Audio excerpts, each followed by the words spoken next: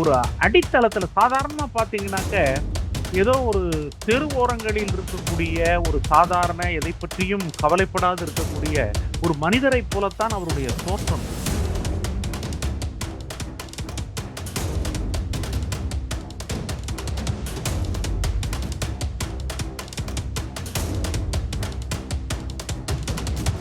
உலக அளவில் உள்ள புரட்சிக்காரர்கள் ஒவ்வொருவருக்கும் இணையான அந்த அர்ப்பணிப்பை நீங்கள் பேசுவதை கேட்பதற்கும், என்னுடைய கருத்துக்களை இங்கே சொல்வதற்கும் இந்த ஏற்பாடு எனக்கு உதவியாக இருக்கிறது. இதற்காக வாழ்வுரிமை கூட்டமைப்பினுடைய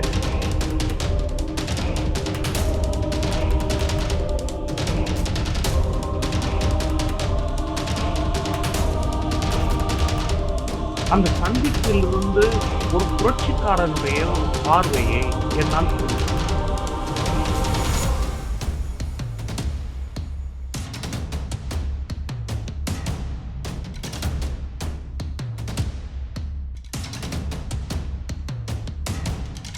ஒரு தத்துவத்தை அதனுடைய அடிப்படைகளை ஆழமாக புரிந்த ஒரு தத்துவத்தை அதனுடைய அடிப்படைகளை ஆழமாக புரிந்த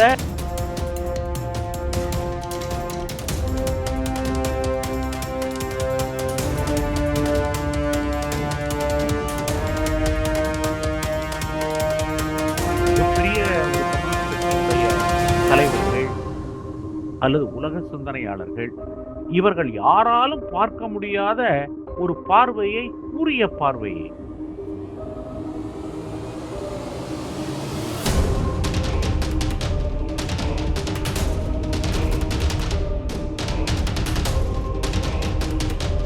தேசிய விடுதலையினுடைய அண்மை கால கருதுகோள்களை யோசிக்கின்றவர்கள் அவர்களுக்கெல்லாம் ஒரு புதிய பார்வையையும் ஒரு புதிய சிந்தனை ஓட்டத்தையும் தரக்கூடிய விதத்திலே அவருடைய கருதுகோள்களும் சிந்தனைகளும்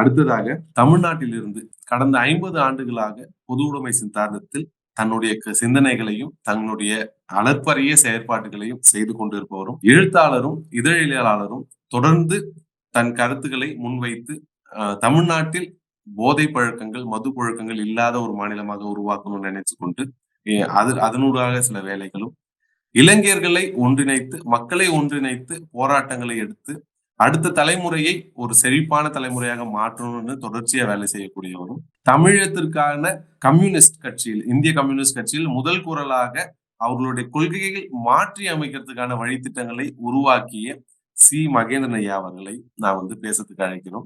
ஹைதராபாத்ல ஒரு மாநாடு நடந்து அந்த மாநாட்டில் தான் முதல் தீர்மானம் கொண்டு வரப்படுது தமிழகத்திற்கு நம்ம ஆதரவு தெரிவிக்கணும்னு சொல்லி அதை முன்மொழிந்த சி மகேந்திரன் ஐயா அவர்களை அன்போடு பேச அழைக்கிறோம். ரொம்பவும் ஒரு உணர்ச்சிகரமான ஒரு நேரத்துல உங்களை எல்லாம் சந்திப்பதற்கும் அதே போல விராஸ் மெண்டி அவர்களுடைய அந்த அர்ப்பணிப்பு மிகுந்த ஒரு தியாகத்தை உலக அளவில் உள்ள புரட்சிக்காரர்கள் ஒவ்வொருவருக்கும் இணையான அந்த அர்ப்பணிப்பை நீங்கள் பேசுவதை கேட்பதற்கும் என்னுடைய கருத்துக்களை இங்கே சொல்வதற்கும் இந்த ஏற்பாடு எனக்கு உதவியாக இருக்கிறது.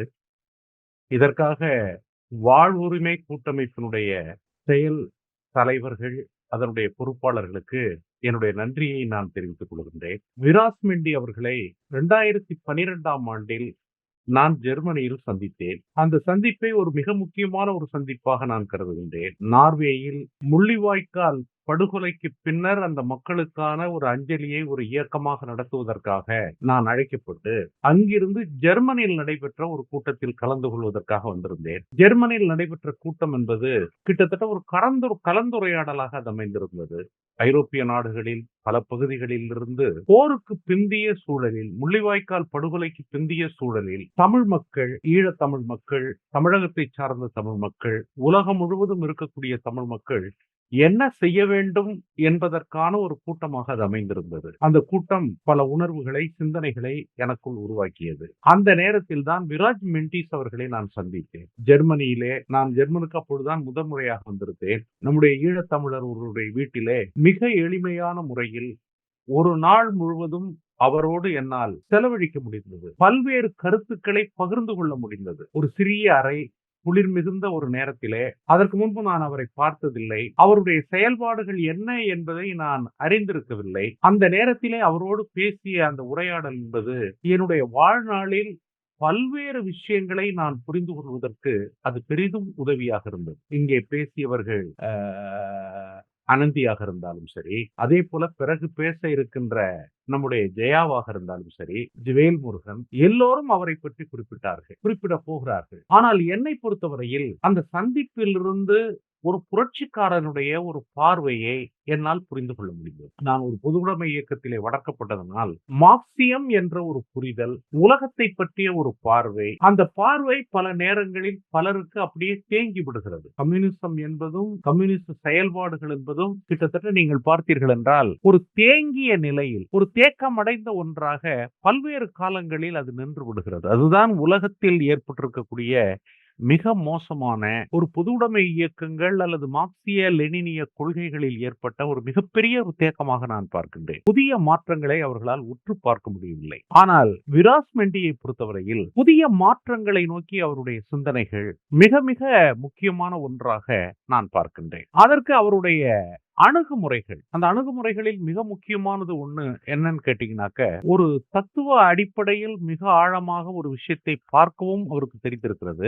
அந்த பார்வையை ஒரு செயல்பாடாக எப்படி மாற்றுவது என்பதும் தெரிந்திருக்கிறது. எனக்கெல்லாம் எப்பொழுதுமே ஒரு வருத்தம் இருக்கும். ஈழ விடுதலை போராட்டத்தை ஒரு தொலைநோக்கத்தோடு பார்க்காமல் வெறும் உணர்ச்சிகரமாக மட்டும் பார்க்கக்கூடிய ஒரு பார்வை என்பது கூடுதலாக இருந்து வந்திருக்கிறது, இப்பவும் இருக்கிறது. அந்த தொலைநோக்கு பார்வை மானுடம் என்ற ஒன்றில் அந்த ஈழ விடுதலையை அல்லது ஒரு தேசிய விடுதலையை எப்படி இணைத்து பார்க்க வேண்டும் என்பதில் இல்லாத ஒரு தெளிவுதான் நம்முடைய பிரச்சனைகளில் முக்கியமான பிரச்சனையாக நான் கருதுகிறேன். குறிப்பாக தமிழ்நாட்டை பொறுத்தவரையில் ரொம்ப தெளிவான முறையிலே முழு தமிழகமும் ஈழ விடுதலையிலே முன்னணியில் நின்றது. பல பேர் அர்ப்பணிப்பு செய்தார்கள். நூற்றுக்கணக்கானவர்கள் உடலை ஈகம் செய்தார்கள். தங்களுடைய அந்த எழுச்சியை, வேகத்தை, கோபத்தை, எதிர்ப்பை காட்டுவதற்கு தங்களை தாங்களே மாய்த்து கொண்டார்கள். அப்படிப்பட்ட பல நிகழ்வுகள் தமிழகத்தில் நடைபெற்றது. ஆனால் தமிழகத்திலே இதனுடைய ஈழ விடுதலையை பற்றிய ஒரு தொலைநோக்கு பார்வை என்ன என்பதை பற்றிய ஒரு சிந்தனை இருக்கிறதா என்றால் என்னை பொறுத்தவரையில் இல்லை என்றுதான் நான் சொல்லுவேன்.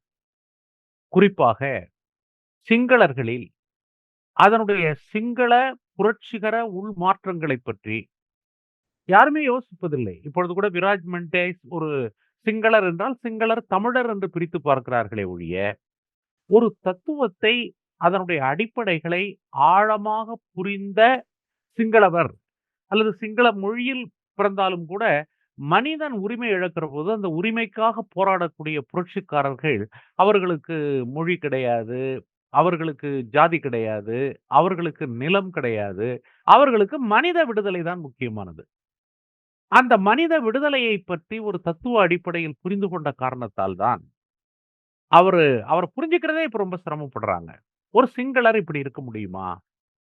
தமிழர் தான் தமிழருக்காக ஆதரவு தர முடியும், அதற்காக அர்ப்பணிக்க முடியும்.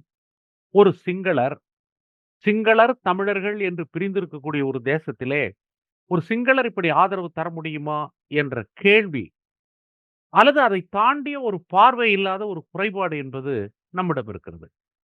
அந்த குறைபாட்டை போக்கியவர் தான் அவர். அதுல அவருக்கு இருந்த தெளிவை அவரோடு நான் பயணம் செய்த அந்த ஒரு நாள் முழுவதும் என்னால் புரிந்து கொள்ள முடிந்தது. உலகத்தின் அனைத்து விவரங்களையும் அவரால் சொல்ல முடிந்தது. எப்படி உலக அளவிலே ஐரோப்பிய சமூகம் என்பதும், அமெரிக்க சமூகமும், ஐரோப்பிய சமூகமும் இணைந்து எவ்வாறெல்லாம் இந்த புரட்சிகர இயக்கங்களை அவர்கள் பாழ்படுத்துகிறார்கள் என்பதை மிக மிக துல்லியமாக அவரால் முன்வைக்கப்பட்டது. மிகப்பெரிய ஒரு கம்யூனிஸ்ட் கட்சியினுடைய தலைவர்கள் அல்லது உலக சிந்தனையாளர்கள், இவர்கள் யாராலும் பார்க்க முடியாத ஒரு பார்வையை, கூரிய பார்வையை அவர் என்னுடன் பகிர்ந்து கொண்டார். குறிப்பாக ஒன்றை சொல்ல வேண்டும் என்றால், அவருடைய இளமை காலம். அநேகமா அவருடைய முழு வாழ்க்கையும் ஒரு போராட்டம். அந்த போராட்டத்திலிருந்து பெற்ற அனுபவங்கள். சே குவேராவை பொறுத்தவரையில் மிக தெளிவாக சொல்லுவார், "சாத்தியம் இல்லாததை சாத்தியமாக்க வேண்டும்." அதான் சே குவேராவுடைய ஒரு பார்வை என்பது மட்டுமல்ல, உலகம் முழுவதும் இருக்கக்கூடிய ஒரு உண்மையான புரட்சிக்காரர்கள். அது வெற்றி பெறுமா, பெறாதாங்கிறத பற்றி அவங்களுக்கு கவலம் இல்ல. சாத்தியம் இல்லை என்று ஆதிக்க உலகம் உருவாக்கி வைத்திருப்பதை, அது சாத்தியப்படுத்தி காட்டுவோம் என்பதுதான் அவர்களுடைய கொள்கையாக இருக்கிறது. அதற்காக அவர்களுடைய உடலைப் பற்றி கவலைப்படுறது கிடையாது. பொருளாதாரத்தைப் பற்றி கவலைப்படுறது கிடையாது. அடக்குமுறையைப் பற்றி கவலைப்படுறது கிடையாது. எதைப் பற்றியும் கவலைப்படாமல் அந்த லட்சிய நோக்கத்திற்காக தங்களை அர்ப்பணிக்கிறார்கள். அதற்கான கருவிகளை, கருதுகோள்களை அவர்கள் தேடிக்கொண்டே இருக்கிறார்கள். இப்படித்தான் அவர்களுடைய வாழ்க்கை அமைந்திருக்கிறது. அதனால தான் இவர் ஒரு வித்தியாசமான ஒரு மனிதராக, தமிழ்நாட்டிலிருந்து பார்க்கிறபோது, ஈழத்திலிருந்து பார்க்கிறபோது, ஒரு சிங்களர் இப்படி இருந்தாரா? அப்படின்னு பார்க்குறாங்க. ஆனால் அதைத் தாண்டி உலகத்தை, மனித குலத்தை, ஒரு புரட்சியை, விடுதலையை, மானுட விடுதலையினுடைய சாத்தியம் எதில் இருக்கிறது என்பதை அவர் ஒரு மார்க்சிய அடிப்படையில் புரிந்து கொண்ட காரணத்தால் தான் அவரால இவ்வளவு தெளிவா இருக்க முடிஞ்சது. தமிழர்களால் அவ்வளவு தெளிவு இருக்க முடியல. காரணம் என்னன்னா, தொலைநோக்கு பார்வை கிடையாது. ரொம்ப குறுகிய எல்லைகளுக்குள் அவர்களுடைய ரொம்ப கிட்ட பார்வை கொண்டவர்களாக இருக்கிறார்கள். தூரப்பார்வை என்பது அவர்களுக்கு சுத்தமாவே கிடையாது. அப்படிப்பட்ட நிலையில் தான் அவர் புதிய முன்னெடுப்புகளை எடுத்தார். நான் கூட அப்பொழுதெல்லாம் நெறைய யோசிச்சேன். அவர சந்திச்சதுக்கு பிற்பாடு தான், அ உலக அளவில் ஒரு பக்கம் ஐக்கிய நாடுகள் சபையில போறாங்க. ஆண்டு கணக்குல உட்கார்ந்து அறிக்கைய குடுக்குறாங்க, போறாங்க. ஒரு சின்ன அளவு கூட முன்னேற்றத்தை பார்க்க முடியவில்லை. ஆனால் இவர் எடுத்த முயற்சி என்பது மக்கள் சார்ந்த முயற்சி. அரசு சார்ந்த முயற்சி கிடையாது.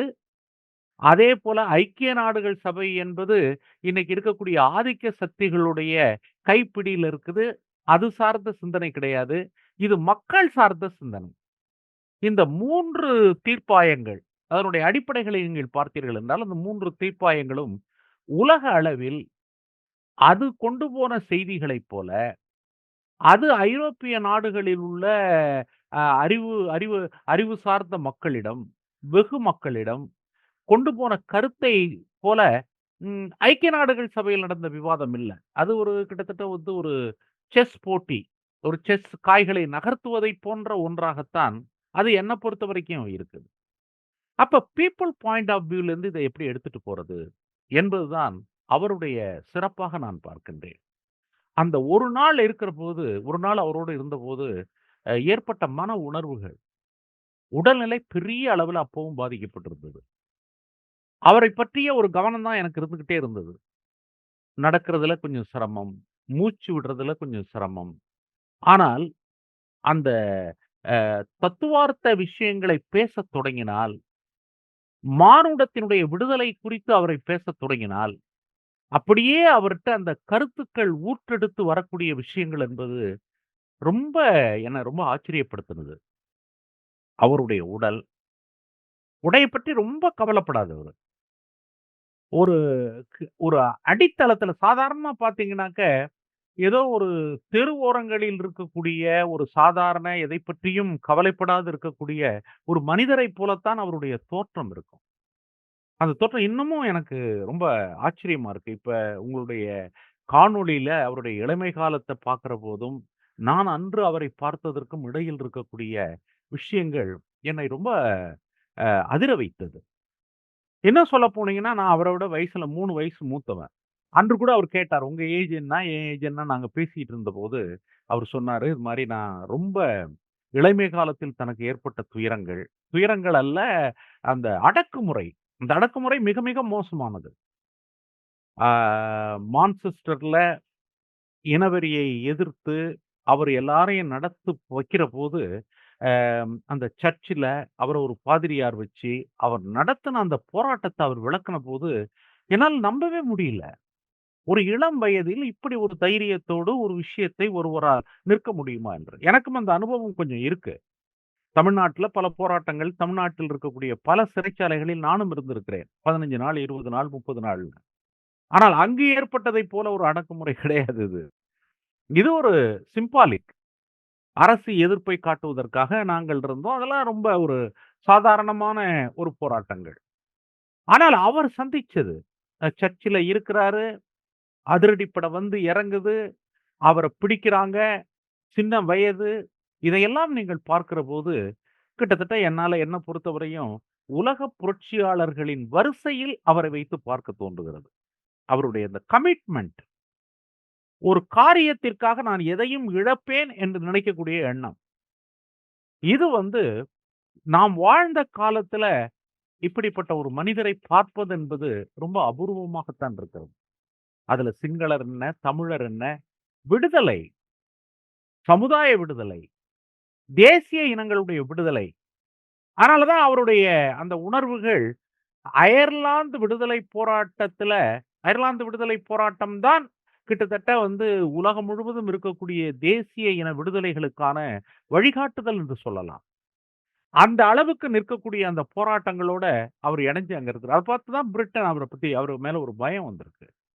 இப்படிப்பட்ட பல அம்சங்கள், பல உயர்வுகள் அவருடைய வாழ்விலே நான் நேரடியாக பார்க்க முடிந்தது. அதனைமா நான் பார்த்த, நேரடியாக பழகிய, மிக குறுகிய காலங்களில் பார்த்து பழகிய ஒரு மாபெரும் புரட்சிக்காரராகத்தான் அவரை நான் பார்க்கின்றேன்.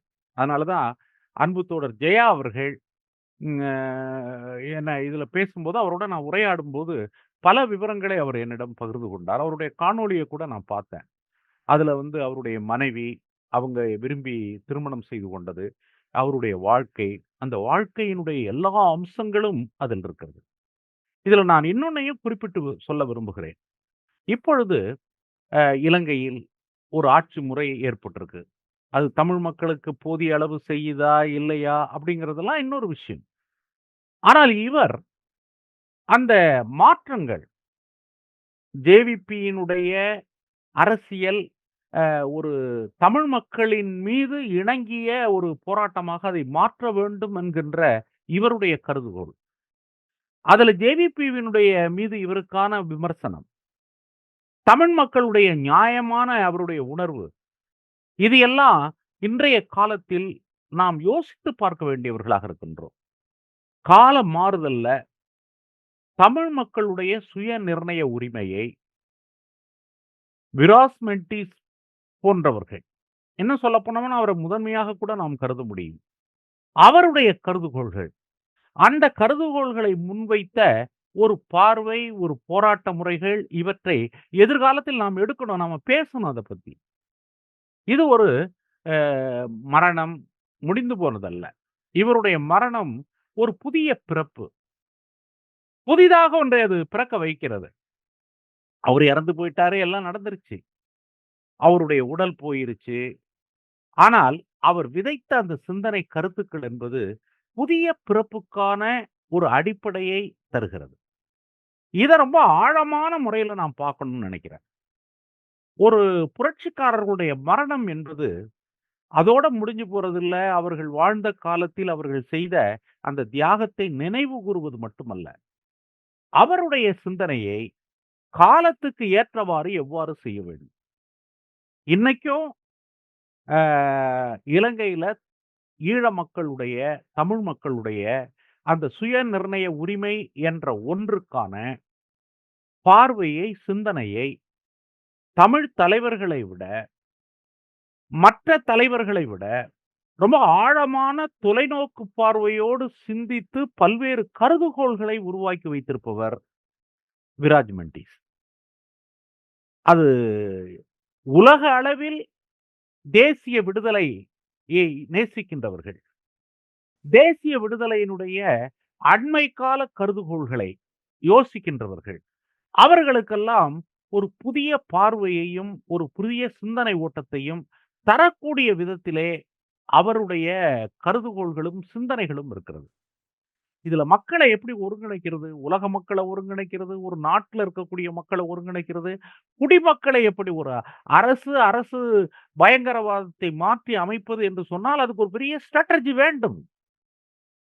அது ஏதோ நம்ம இன்னைக்கு இருக்கிற YouTubeல பேசுறது, அல்லது வந்து கருத்துக்களை பிரச்சாரம் பண்றது, இதெல்லாம் ஒரு வழிமுறை தான், இல்லை என்று நான் சொல்லவில்லை.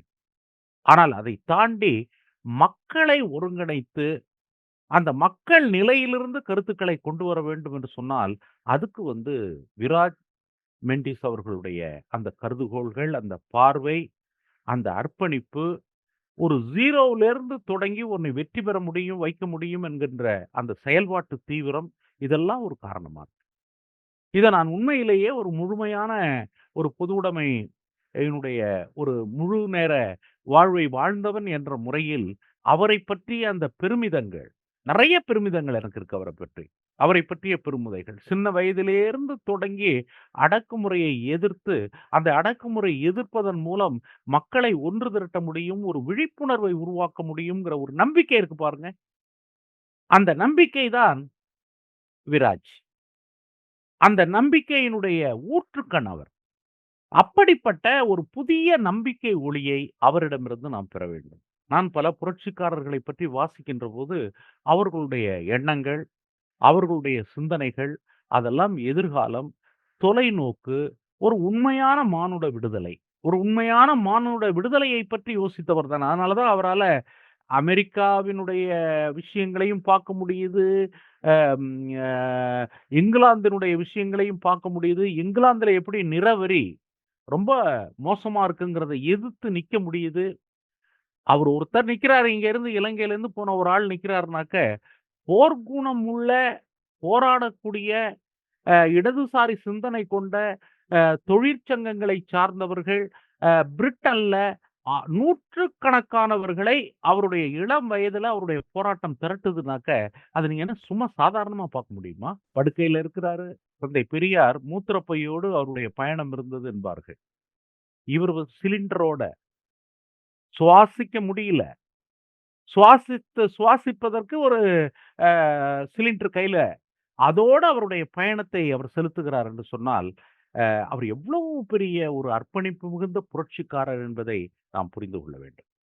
அவருடைய வாழ்வு, அவருடைய அர்ப்பணிப்பு இதையெல்லாம் நாம் ஏற்றுக்கொள்வதோடு, தமிழ் ஈழ விடுதலையினுடைய கருதுகோள்கள், இன்னைக்கு பேசக்கூடியது மாதிரி ஆடம்பரமாக அல்லது தமிழர், சிங்களர் என்ற எல்லைகளை எல்லாம் தாண்டி, அந்த விடுதலையை சாத்தியப்படுத்துவதற்குரிய கருதுகோள்களை அவர் முன்வைத்திருக்கிறார். பெருமதிப்பிற்குரிய பிரபாகரன் அவர்கள் முழு விடுதலைக்காக போராடி ஒரு சாத்தியத்தை உருவாக்கியதைப் போல, ஒரு சிங்கள மக்களிடம், உலக மக்களிடம், ஐரோப்பிய மக்களிடம் ஒரு கருதுகோளை மிக வலுவாக அவர் அந்த கருத்தை உருவாக்கியிருக்கிறார். அவர் ஒரு வாழ்நாள் புரட்சிக்காரர். புரட்சிக்கெல்லாம் வழிகாட்டக்கூடிய ஒரு மனிதர். தேசிய இனங்களுடைய விடுதலைக்கான நவீன காலத்தின் பல கருதுகோள்களை உருவாக்கிய சிற்பி. அவர் புகழ் நீடூழி நிற்க வேண்டும். அவருடைய கருத்துக்கள் வெற்றி பெற வேண்டும். அவருக்கு என்னுடைய வீர வணக்கத்தை நான் சமர்ப்பித்து, என்னுடைய அந்த வீர வணக்க அவருடைய புகழஞ்சலியை நிறைவு செய்து கொள்கிறேன். நன்றி, வணக்கம். தன் சக தோழனை, தன் சக தோழரை இமயம் அளவுக்கு உயர்ந்தவர் என்று சொன்ன சி. மகேந்திரன் ஐயாவுக்கு நன்றி. மனிதராய் பிறந்து மனிதர்களுக்காக மனிதாபிமானத்துடன் தன் வாழ்நாளில் பெரும் பகுதியை செலவிட்ட விராஜ் மெண்டிஸ் அவர்கள் சென்ற பணியை தொடர்வோம் என்று மகேந்திரன் ஐயா சொன்னார். தமிழர்கள் இல்லை, சிங்களர்கள் இல்லை, தெலுங்கர்கள் இல்லை, கன்னடர்கள் இல்லை, ஆப்பிரிக்கர்கள் இல்லை, பாலஸ்தீனர்கள் இல்லை, ஈரானியர்கள் இல்லை. நாம் அனைவரும் மனிதர்கள். விராஜ் மெண்டிஸ் போன்று பல நூறு மாந்தர்கள் நம் பூமி பந்தில் உதிக்க வேண்டும்.